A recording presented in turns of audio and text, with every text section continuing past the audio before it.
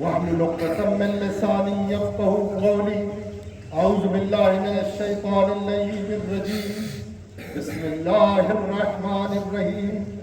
الحمد لله الذي لا يبلغ مدحته القائل ولا يحصي نعماءه العادون ولا يؤدي حقه المجتهدون. ثم الصلاة والسلام على السيد المكي المدني العربي القرشي سيدنا الممجد ورسولنا المسدد العبد المؤيد أبي القاسم محمد.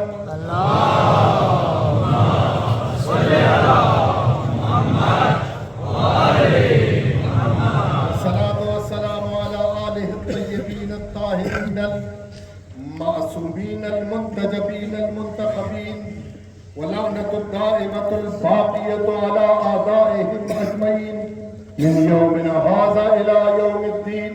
أما بعد فقد قال رسول الله صلى الله عليه وآله وسلم إن الحسين مصباح الهدى وسفينة النجاة. مل کے صلوات پڑھے محمد اللهم صل على محمد وآل ہزار سجدے زمین حرم پہ ہو لیکن ہزار سجدے زمین حرم پہ ہو لیکن حاصل روح عبادت نہیں تو کچھ بھی نہیں. حاصل روح عبادت نہیں تو کچھ بھی نہیں. طویل سجدے نبی نے بتا دیا. طویل سجدے نبی نے بتا دیا. حسین تجھ سے محبت نہیں. حسین تجھ سے محبت نہیں تو کچھ بھی نہیں.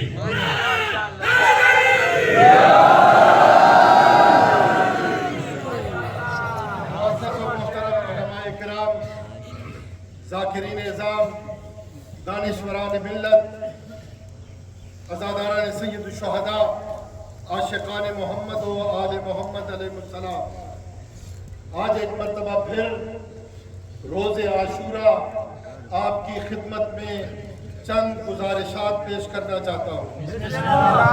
میرے دوستوں اور بزرگوں، مشرق سے لے کر مغرب تک اور شمال سے لے کر جنوب تک دنیا میں کوئی ایسا خطہ نہیں ہے جہاں پر باضمیر انسان بستا ہو اور حسین کا ذکر نہ کرے.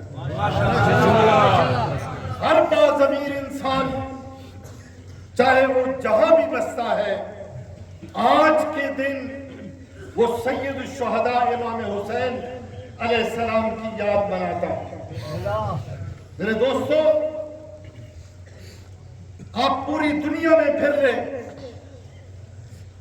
چاہے کوئی شیعہ ہو، وہ جو تو ہے نا، چاہے کوئی شیعہ ہو، چاہے سنی ہو، چاہے وہابی ہو، چاہے بریلوی ہو، چاہے مالکی ہو، چاہے حنفی ہو، چاہے جعفری ہو، چاہے وہ کانا ہو، چاہے وہ گورا ہو، چاہے وہ یورپین ہو، چاہے وہ ایشین ہو، یاد رکھو جس کے دل میں اور جس دماغ میں ضمیر موجود ہے آج وہ صدائے احتجاج بلند کرنے کے لیے، یزید کے خلاف آواز اٹھانے کے لیے اور حسین کی حمایت میں آواز اٹھانے کے لیے سڑکوں پر اس طرح بیٹھا ہوا ہے جیسے آپ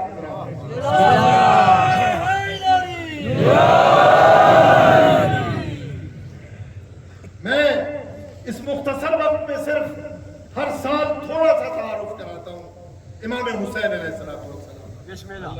ایک دفعہ سلام پڑھیں.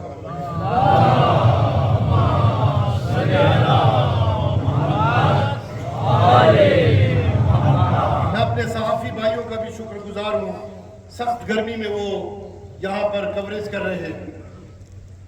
میرے دوستو، سوال یہ پیدا ہوتا ہے کہ یہ حسین کون تھا؟ اس نے کون سا ایسا کارنامہ انجام دیا اور اس نے کیوں اتنا بڑا قیام کیا اور اس نے کیوں اتنی زیادہ قربانیاں دی، اس کی وجہ کیا تھی؟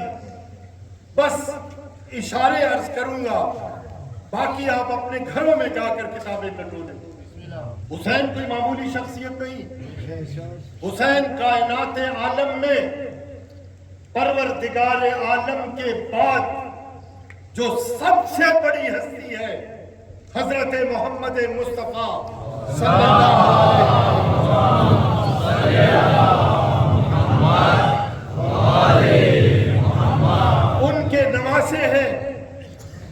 وہ نبی جو 1,24,000 انبیاء کا سردار نبی ہے، وہ نبی جو مقام سدرۃ المنتہا پر پہنچا تو اس نے دیکھا کہ اس کے قدموں میں جہاں کوئی نبی نہیں جا سکتا، جہاں کوئی رسول نہیں جا سکتا، نہ کوئی فرشتہ جا سکتا ہے، میرے نبی کے قدموں میں وہ نالین مبارکین تھی۔ اور وہی نبی جب حسین آتے ہیں، وہ جو ہے جب حسین آتے ہیں تو وہ نبی کبھی سینے پر لٹاتے ہیں، کبھی کندھوں پہ چلاتے ہیں، کبھی بازاروں میں لے کر جاتے ہیں کندھوں پر، کبھی ان کو پیاس محسوس ہو تو اپنا لعاب دہن ان کو دیتے ہیں، اور ضرورت پڑے تو ہر ضرورت کو پورا کرتے ہیں، سجدے میں ہو تو سجدہ طولانی کر دیتے ہیں، سجدہ طولانی کر دیتے ہیں، عید کا دن ہو تو کندھوں پر بیٹھا کر باہر نکلتے ہیں۔ حضرت عمر فاروق کہتے ہیں کیا خوبصورت اور کیا اچھی سواری ہے، تو انہوں نے کہا، آپ نے کہا یہ نہیں دیکھتے کہ سوار کتنے اچھے ہیں، کتنے خوبصورت ہیں۔ میرے دوستو، میرا حسین اس نبی کا نواسا تھا۔ دوسرا اشارہ، میرا حسین کس کا بیٹا؟ علی کا بیٹا، اس بی بی کا بیٹا، میں نام نہیں لینا چاہتا بازار میں، اس بی بی کا بیٹا۔ ادب سے عرض کروں گا کہ ام المومنین حضرت عائشہ کہتی ہے کہ حسنین کا بابا گھر آیا، میرے بابا بھی گھر آئے، میں نے دیکھا کہ بابا میرے حضرت ابوبکر میرے ساتھ بات کر رہے ہیں اور علی کے چہرے کی طرف دیکھ رہے ہیں۔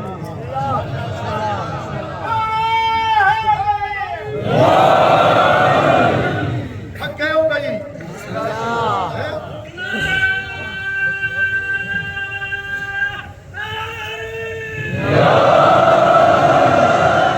حسنین کے بابا کی طرف دیکھ رہے ہیں، تو جب میں نے پوچھا تو انہوں نے یہ فرمایا کہ سمیعت بأذنیہ، میں نے اپنے دونوں کانوں سے رسول سے سنا ہے کہ حسن و حسین کے بابا کے چہرے کی طرف دیکھنا عبادت، ان کا ذکر کرنا عبادت، ان سے محبت کرنا عبادت۔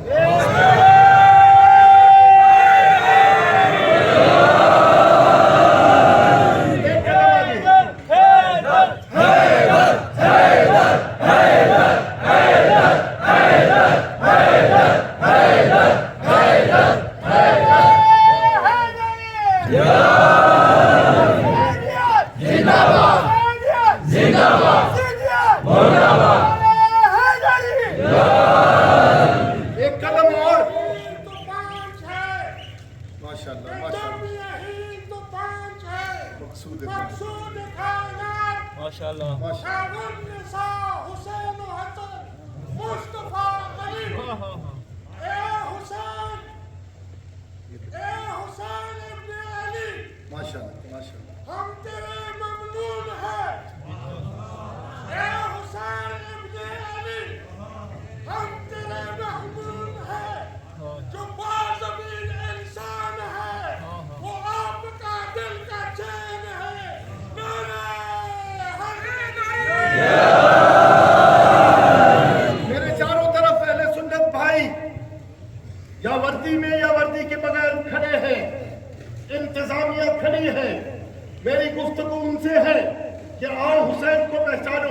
حسین کون تھا؟ حضرت عمر یہ فرماتے ہیں اپنے بیٹے سے کہ بیٹا حسین کا مقابلہ نہ کرنا، اس لیے کہ پوری کائنات میں حسین کے بابا جیسا کوئی بابا نہیں ہے۔ کتاب ہے تذکرۃ الخواص، علامہ سبط ابن جوزی اہل سنت بھائیوں کے ایک معتبر عالم دین کی کتاب ہے، اس میں یہ لکھتے ہیں کہ بیٹا تو حسن و حسین کا مقابلہ نہ کر، اس لیے کہ حسن و حسین کے بابا کی طرح کائنات میں کوئی بابا نہیں ہے، ان کی ماں کی طرح کوئی ماں نہیں ہے، ان کے دادا کی طرح کوئی دادا نہیں ہے، ان کی دادی کی طرح کوئی دادی نہیں ہے، ان کے نانا کی طرح کوئی نانی نہیں ہے اور نانا نہیں ہے، اور ان کی نانی کی طرح کوئی نانی نہیں ہے۔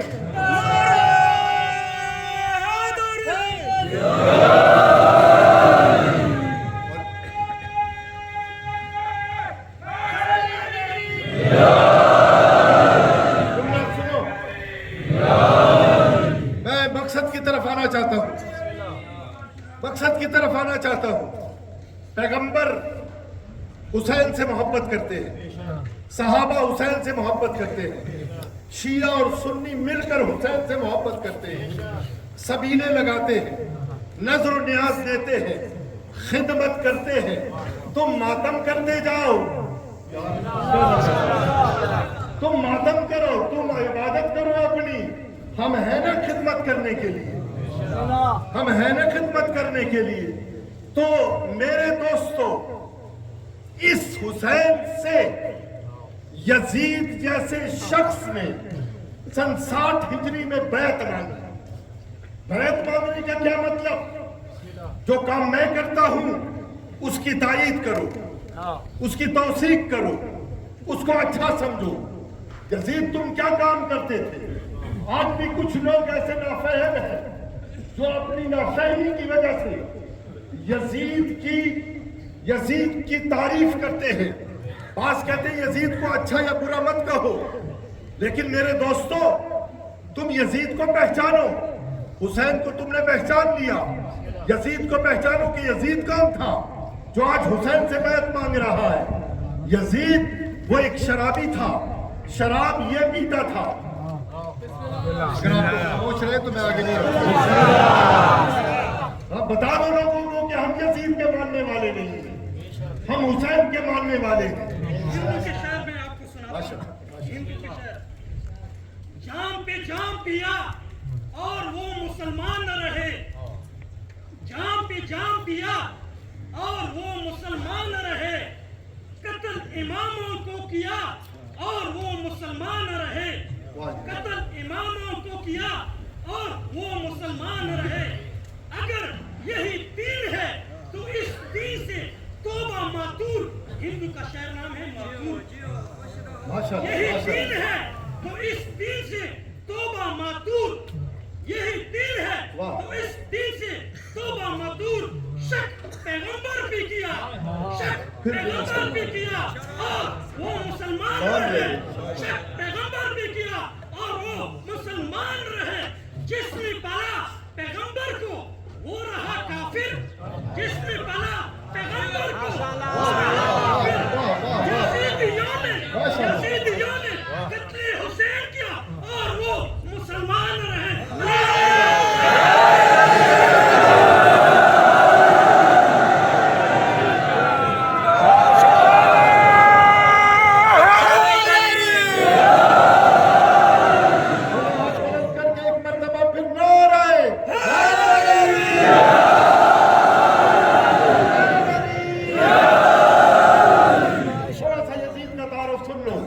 تاکہ جن لوگوں کے دماغ میں کچھ غلط فہمی ہے وہ ختم ہو جائے۔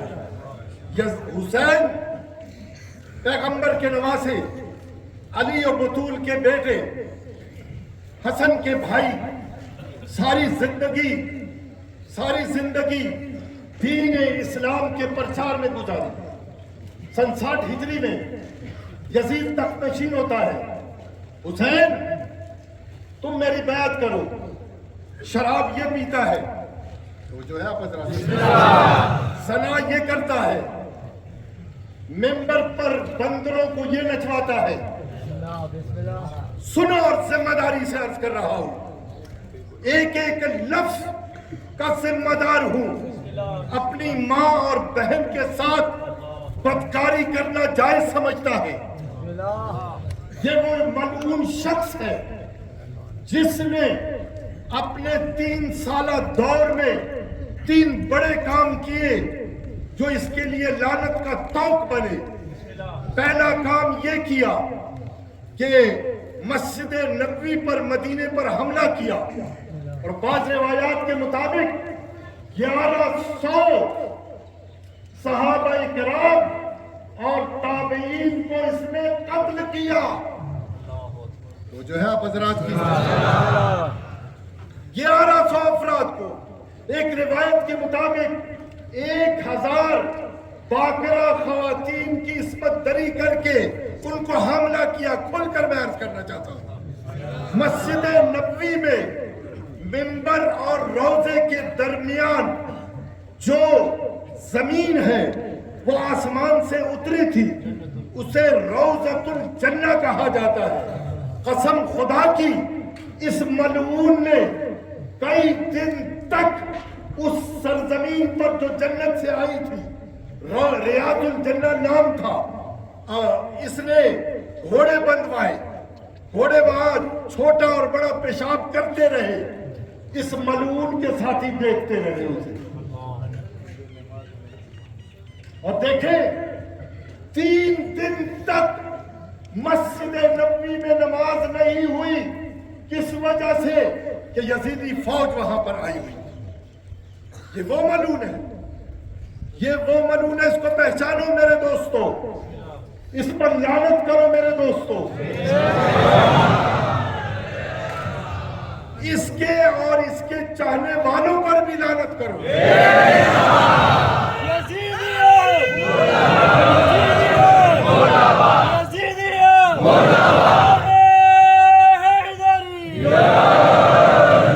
دوسرا بڑا کام جو اس نے کیا، حضرت عبداللہ ابن زبیر مکے میں تھے، مسجد الحرام میں اس کو اطلاع ملی.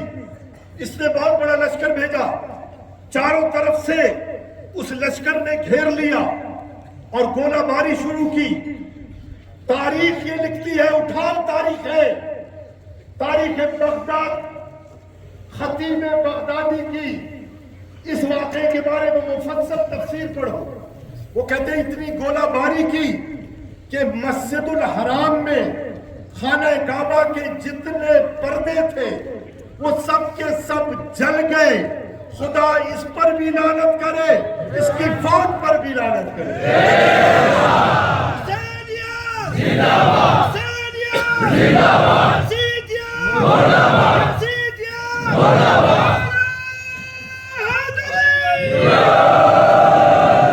ہم تو نہیں ہو گئے میرے دوست، ہم تو نہیں ہو گئے. تیسرا بڑا کام یہ تھا کہ اس نے تخت نشین ہوتے ہی کہا کہ جاؤ فوری طور پر جا کر حسین سے بیعت مانگو. ولید کے دربار میں بلایا گیا، کہا یا بیعت کرو یا پھر تمہارا سر قلم کر دیا جائے گا. تو آپ نے وہاں پہ جو خطبہ دیا ہے میں ٹائم کی قلت کی وجہ سے نہیں بیان کر سکتا، لیکن جو ہی باہر نکلے محمد حنفیہ نے پوچھا کہ کہاں جا رہے ہیں اور کیوں جا رہے ہیں. مقصد ہے قیام امام حسین علیہ السلام. اسی ایک جملے پر جو آپ نے ہر امام بارگاہ میں سنا کہ انی خرجت انی لم اخرج عشرا ولا بطرا ولا ظالما ولا مفسدا انما خرجت لطلب الاصلاح فی امت جدی رسول اللہ. اور میرے سننے والے شیعہ سنی بھائیوں، دیکھو تمہارے سامنے اگر کوئی شخص آ کر یہ کہے، کوئی ملا آ کر یہ کہے مسجد میں کہ حسین تو اقتدار کے لیے گئے تھے، حسین تو کرسی کے لیے گئے تھے، حسین نہیں چاہتے تھے کہ یزید تخت نشین ہو، حسین یہ چاہتے تھے کہ یزید کی جگہ پر میں ہوں، یہ غلط بات ہے. مدینے سے نکلنے سے پہلے آپ نے کہا کہ نہ میں کرسی کے لیے نکل رہا ہوں، نہ میں اقتدار کے لیے جا رہا ہوں، نہ میں فتنہ و فساد کے لیے جا رہا ہوں، نہ میں بغاوت کے لیے جا رہا ہوں۔ انما خرجت لطلب الاصلاح فی امت جدی، میں اپنے جد امجد کی امت میں اصلاح چاہتا ہوں۔ یعنی حسین جانتے تھے کہ یہ سب کے سب اب اصلاح والے نہیں ہیں، مجھے باہر نکلنا پڑے گا۔ اريد ان آمر بالمعروف، میں نہیں امر بالمعروف کرنا چاہتا ہوں، نہیں از منکر کرنا چاہتا ہوں۔ میرے دوستو، آخری جملہ یہ فرمایا کہ انی اریدو، میں چاہتا ہوں، لطلب الاصلاح فی امت جد رسول اللہ، اريد ان آمر بالمعروف وانہا عن المنکر واسیر بسیرت جدی رسول اللہ، میں اپنے جد رسول اللہ اور اپنے بابا کی سیرت پر چلنا چاہتا ہوں۔ مجھے نانا کا دین بچانا ہے، مجھے نانا کی نماز بچانی ہے، مجھے نانا کا ممبر بچانا ہے، مجھے یزید نے جو حلال کو حرام کیا ہے، حرام کو حلال کیا ہے، اس میں تبدیلی لانی ہے۔ کہا کہ بڑی قربانی دینی پڑے گی، کہا علی اکبر قربان کر دوں گا، خط کیا علی اکبر کو قربان کر دوں گا، اون محمد کو قربان کر دوں گا، علی اصغر کو قربان کر دوں گا، لیکن اپنے نانا کا دین بچاؤں گا۔ اسی لیے خواجہ معین الدین چشتی نے پورے قیام حسین کا فلسفہ 4 شعروں میں بیان کر دیا۔ انہوں نے کہا کہ شاہ است حسین، بادشاہ است حسین، دین است حسین۔ حسین دین کا بچانے والا ہی نہیں بلکہ دین است حسین، حسین دین ہے، دین پناہ است حسین، دین کو پناہ دینے والا حسین ہے۔ سر داد نداد دست در دست یزید حقا کے بنائے لا الہ است حسین۔ وہ جو ہے نا بذرا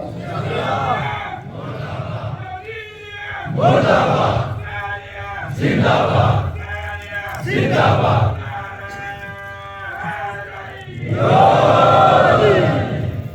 مجھے قربانی دینی پڑی، میں قربانی دوں گا۔ حسین نے 28 رجب کو مدینہ چھوڑا، 3 شعبان کو حسین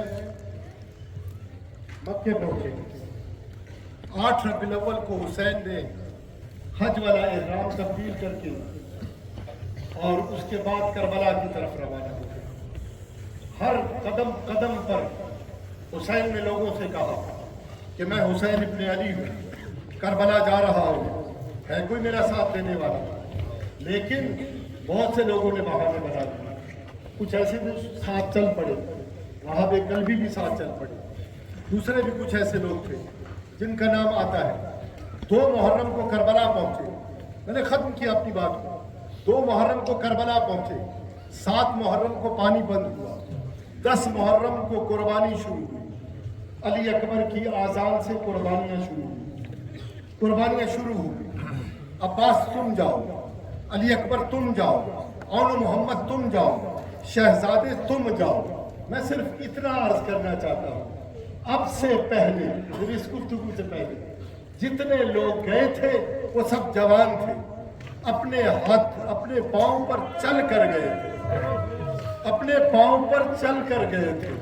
دنیا والوں، کربلا کی ساری باتیں بھول جاؤ خیر، لیکن میری اس بات کو نہ بھولنا میرے دوستو۔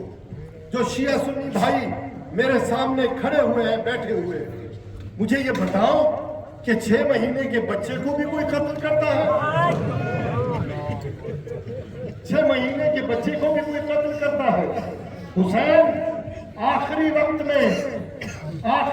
میں آئے مقتل کی طرف اور شہدائے کربلا کی لاشوں کے درمیان بیٹھ گئے، ایک ہاتھ علی اکبر کی لاش پہ رکھا اور ایک ہاتھ شہزادہ قاسم کی لاش کے ٹکڑوں پر رکھا۔ حسین نے ایک دفعہ آواز بلند کی، بار الہ وا غربتا، بار الہ بس میں غریب ہو گیا ہوں، حسین غریب ہو گیا ہے، کہتے ہیں کہ خیموں میں کوہرام برپا ہو گیا، ایک چھوٹا سا بچہ تھا 6 مہینے کا، اپنے آپ کو جھولے سے گرا دیا، کوہرام برپا ہو گیا۔ حسین جلدی سے واپس خیمے میں آئے، کہا کوئی بچہ مر گیا ہے، کہا نہیں کوئی بچہ مرا نہیں ہے۔ آپ نے صدائے حل من ناصر بلند کی، آپ نے غربت کی صدا بلند کی، بچے نے اپنے آپ کو جھولے سے گرا لیا کہ بابا غربت کی صدائیں مت دو، علی اصغر ابھی زندہ ہے۔ علی اصغر کو لے کر چلے عزادارو، میں صرف ایک جملہ عرض کروں گا، کربلا میں بہت کچھ ہو گیا، آپ نے پڑھا بھی سن بھی لیا، لیکن جب حسین لے کر چلے ہیں، ظالموں نے سوچا کہ اب حسین قرآن لے کر آ رہے ہیں، قرآن تو نہیں ہے لیکن قرآن کی چھوٹی سی آیت ہے۔ حسین آئے، ابا سے علی اصغر کا بدن سامنے کیا، ابا ہٹائی اور کہا ظالموں تمہارا قصوروار اگر ہے تو حسین قصوروار ہے، یہ بچہ تو قصوروار نہیں ہے، اسے 3 دن سے ماں کا دودھ نہیں پیا، اس نے ایک قطرہ پانی نہیں پیا، تم اسے پانی دے دو۔ تاریخ یہ کہتی ہے کہ ساری فوج رخ الگ کر کے وہ دوڑ کر رونے لگی۔ ایک دفعہ حسین نے کیا کیا میرے دوستو؟ حسین نے کہا کہ اگر تم یہ سمجھتے ہو کہ میں تم سے پانی مانگ کر خود پی لوں گا تو یاد رکھو میں علی اصغر کو کربلا کی تپتی ریت پر رکھنا چاہتا ہوں، یہ خود ہی بتائے گا کہ میں کتنا پیاسا ہوں۔ علی اصغر کو نیچے زمین پر رکھا، علی اصغر بیٹا اب تم خود بتاؤ انہیں کہ تم کتنے پیاسے ہو۔ عزادارو خشک ہونٹ ایک دفعہ کھلے ہیں، اندر سے خشک زبان نکلی ہے، خشک ہونٹوں پر پھیرتی ہے۔ ظالموں نے رونا شروع کیا۔ ایک ظالم کہتا ہے کہ اتنا کلام الحسین، عمر صاحب نے کہا تھا کربلا حسین کا کلام قطع کر دو، کربلا نے ایک سے شعبہ تیر لیا۔ آخری جملہ آج کر رہا ہوں، میں سب کچھ برداشت کرتا ہوں، یہ نہیں برداشت کرتا۔ عزادارو مولوی حضرات تو علماء کی کہہ کے آگے گزر جاتے ہیں کہ اس سے شعبہ تیر لیا، لیکن میں ایک جگہ میں نے پڑھا کربلا نے جو تیر لیا تھا وہ اتنا بھاری تھا کہ وہ کسی انسان پر استعمال نہیں کیا جاتا تھا، وہ گھوڑے پر استعمال کیا جاتا تھا، گھوڑوں پر استعمال کیا جاتا تھا۔ کربلا نے تیر اٹھایا گر گیا، کربلا نے دوبارہ تیر اٹھایا گر گیا۔ ایک دفعہ میرے ساتھ نکاح کیا ہوا ہے، تو بہترین تیر انداز ہے، کہتا ہے میں کیا آخری جملہ کر رہا ہوں، پوری شہادت نہیں پڑھ سکتا۔ کہا کہ کربلا تو تیر کیوں نہیں چلاتا؟ کہتا ہے کہ جب بھی میں تیر چلانا چاہتا ہوں تو ایک بیوی برقعے میں آ جاتی ہے۔